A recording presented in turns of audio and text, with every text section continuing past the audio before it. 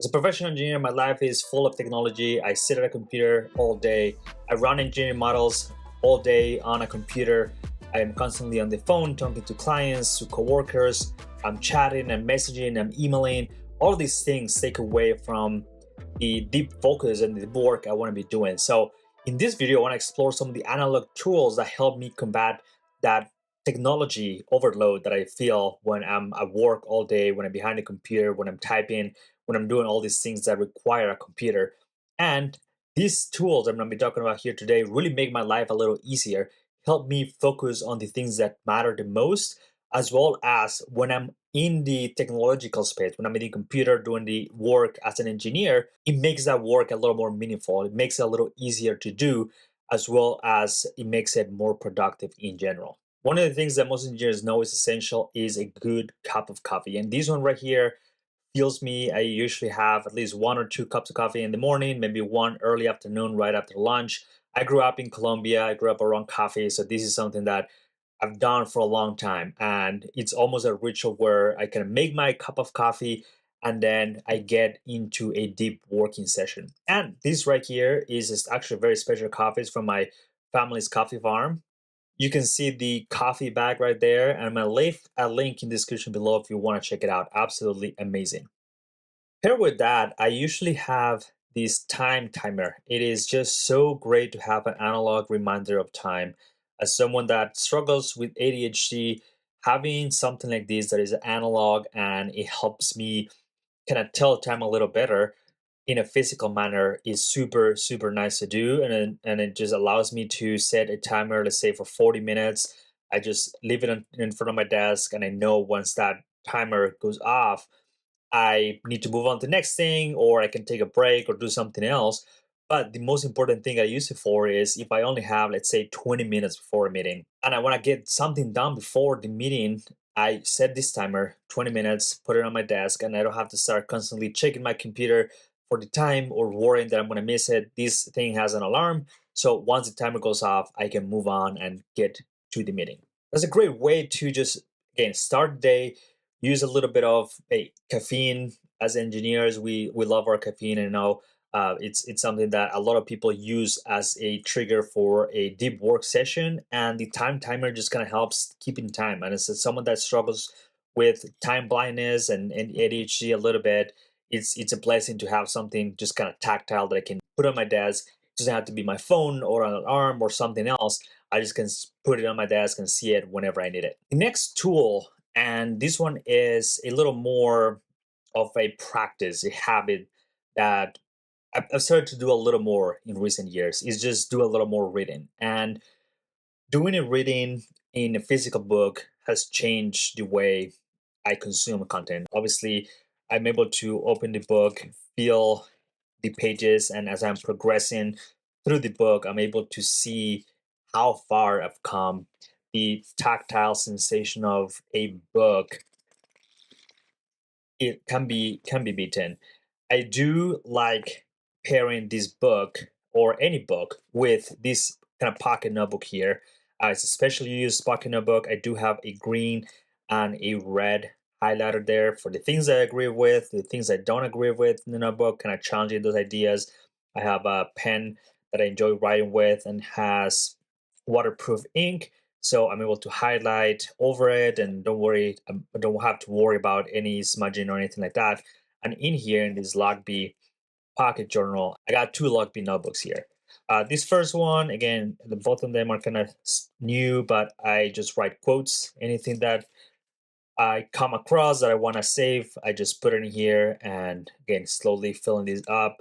But this is kind of the first step where I read a book and then I put the information in here. Any quotes, anything that I want to remember later, I write the book and the page number, and a good way to reference it whenever I need in the future.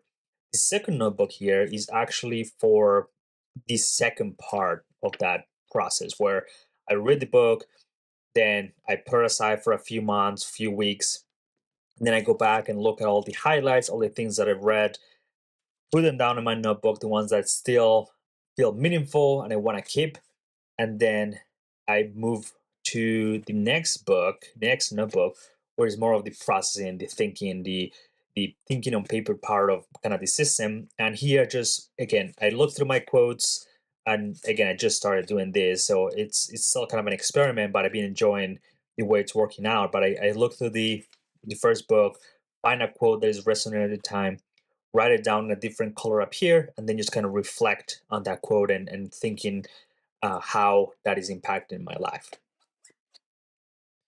For the times where I don't want to carry a physical book, again, these can be heavy, some of them can get pretty heavy.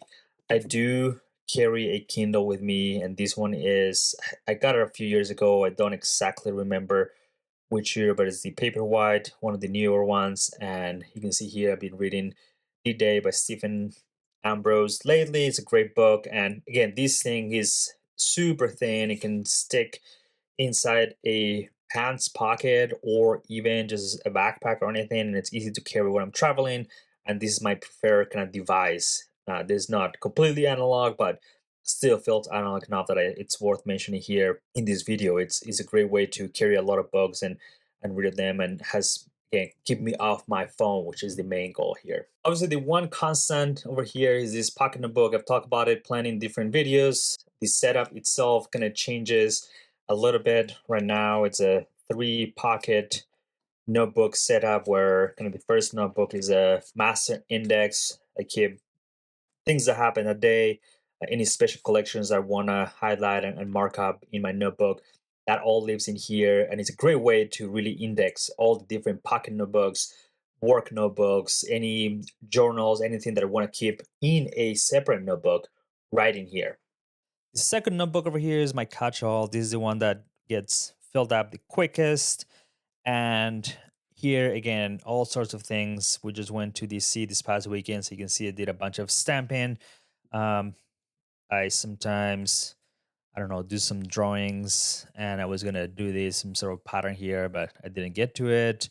Sometimes it's just, again, different notes that for things that happen during the day. It can be really anything that I can think of. Again, gets filled out pretty quickly and gets replaced with a different notebook pretty much every week or two at most. So this one comes in and out.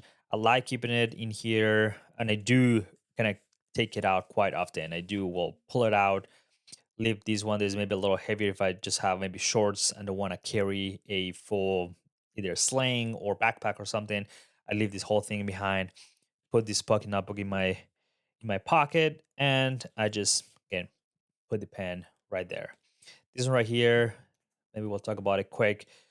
It's the Pilot Vanishing Point, and it's kind of hard to see, but right here, but it has a really unique nib that obviously, as the name indicates, is a vanishing point. So it's a clicker, super nice pen, and I just got it.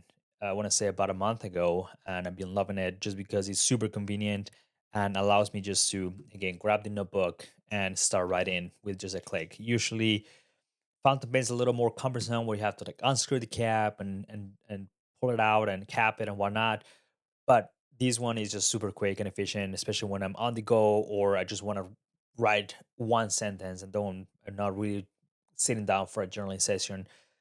Has been super, super amazing. It's definitely not the cheapest pen, but a really great pen. And obviously, when this notebook is in its natural habitat, which is in this cover, which by the way is the Paper Republic Grand Voyager in the pocket size. This one I believe is the olive colorway. Still starting to patina, and again, super, super smooth, super nice color. You can see kind of the where that this notebook has seen, and again, this notebook in the middle kind of comes and goes. This last one is kind of a new addition, maybe the last month. I started doing kind of collections similar to the bullet journal method, and I like keeping it here just because I use mostly pocket notebooks on the day to day, and I don't want to lose all the collections that I may have in one specific notebook and have to rewrite in the next one. So I decided to have a dedicated notebook for collection. So here I'll write things like spiritual game plans, some things I want to do every day, every month, every year, any stationery I want to buy, any stationery that I've gotten, any maintenance that I need to do around the house, uh, a written list. And again, this is still a pretty new notebook, so I'm working my way through some things in here that I want to add as collections and things I want to keep as a reference for the future. So, pocket notebook is definitely a key element of my analog toolkit and something that has allowed me to just become a little more mindful of staying off my phone, not using the phone as much, and just again keeping something that I can write with, that I enjoy holding, that feels nice in the hands and is malleable, and again feels and performs. That's the more important part. Performs great whenever I need it. So this is a constant. I bring it to me to as many places as I can as a package, of not a pocket notebook itself. And again, it's not about replacing all the digital tools with analog tools. It's finding the places where you notice some things are starting to break. For me, having a physical notebook where I don't have to switch tabs to take a note about a project and then switch back to my task manager to see what's the next thing, and then switch back to my calendar to see what's my next meeting, and then try to do the work and engineering calculations all at the same time. All that switching and context switching is, or and was for me especially very hard to overcome. And when I was doing the work, I was thinking, what's the next task I need to be doing? When I was uh, performing any engineering and have maybe a 2 minute downtime because the model was running, I was checking my calendar or my email. So having all these different distractions on the computer was hard because everything was in one place. And while it's great in theory, it was taking the mental toll of not being able to focus on the thing that I was actually working. So again, having a time timer, setting a timer for 20 minutes, getting going on the one thing, knowing that my task list is right in front of me, I have the pocket notebook open in front of me, along with any appointments, anything that I have on that specific day, allows me to just be more focused on the work. I know everything else is taken care of. I know that if I have a meeting in the next hour, I can set my timer and I know it's going to go off. Plenty of time to jump into the meeting, get ready, plan for anything that I need to do before the meeting. And that way I'm not distracted, thinking about the next meeting, thinking about the next task, thinking about the emails that are coming in, and allows me just to focus on the work. One that I really cannot live without is these two right here. A flashlight. One, I have kids. They drop stuff under the couch all the time. They lose things. I need to take out the dog out at night. I need to find multiple things. Having a flashlight is super convenient. This one right here is the Olight Arc Pro, I believe, or Arc, no, the Arcfield Ultra. I got it for Christmas a couple years ago, and it has an UV light, so you can again check if something is dirty and whatnot at hotels. And with kids, that's sometimes pretty useful. It does have a pointer, which I do enjoy actually, just because again it's fun to play with the kids with this and all. But when I'm giving either presentations or I need to point out at something, maybe at a job site, having this has been super useful. I'm able to again show whoever I'm talking to what I'm referring to, and obviously it does have a flashlight mode that allows me to see better in the darkness. The next item is a multi-tool. This one right here is the Leatherman Arc. I enjoy it just because of the tactile sensation and all the different things that it has. Obviously, the tool set, it is really complete for what I needed. A knife, this is a magna cut, so it keeps the sharpness and all of that for longer. Super high quality blade, and a screwdriver for whenever things, for whenever kids really break something and need me to fix it. These are probably the two most tools, as well as the pliers. This one gets used quite a bit. The scissors are great. Again, a really complete multi-tool that has a great set of tools that I use pretty much every single day. So I carry with me as often as I can. It's a little heavy, especially if you pair it with this larger flashlight, but these two are have become really a staple of mine to carry with me all the time, to have with me and really enjoy carrying it and feeling the, again, just kind of having that tactile sensation in my hands whenever I'm using some like physical tools. It feels amazing. One of the hardest things for me when I'm again going or when I was going fully digital was not seeing the progress. And obviously, when you're reading a book, you can see when you start, and as you read the pages you can see the tangible progress. I think that's one of the most powerful things about the analog tools that we have or that we could use for our daily life is that when you complete a book you can stack them and you can see the progress you have done in a year, 2 years, 10 years in the bookshelves, in your space. A field pocket notebook and it gets archived, and I can see this stack of notebooks that I've had for 2026 and 2025 and all the many years I've done this in the past. When the timer kind of goes down from a full half an hour, I can see meaningfully when I'm running out of time. I need to maybe speed up and go to the next thing. So the analog tools, especially for me, with someone that struggle with that time blindness and following through with time at times, creates an environment where I'm able to see the progress, stay motivated. So hopefully all of that made you realize that again, analog is just a tool in a toolkit that is going to allow you to go through your life, go through experiences a little easier. For me, has helped me just stay more grounded, stay more present in the things that I'm doing. And not only that, but really when I'm using the digital tools, when I'm using my work computer, when I'm using the software I use to edit these videos or anything else that I use to do the planning, I'm being more present during those times. I'm taking the time to really think through the problem and not just jump into the next tool because has better features than the next one. Is just really utilizing the tools that I have in front of me, digital tools at that, more efficiently. Having the progress in notebook is never going to beat having a long list of notes. It feels like a chore to see a folder full of notes, but when I have a notebook and I can see 5 years, 10 years of my life stacked in a set of notebooks. I see the experiences I did. I see the work that I put into those notebooks. I can open them, seeing the handwriting, if it's neat, if it's messy, the sketches, the colors that I was using at that time really brings me back to those memories. And I think that's one of the biggest values of the analog uh, lifestyle, if you will. But just make sure you're using it intentionally. It's not all about doing more or using all the different tools and having 10 notebooks.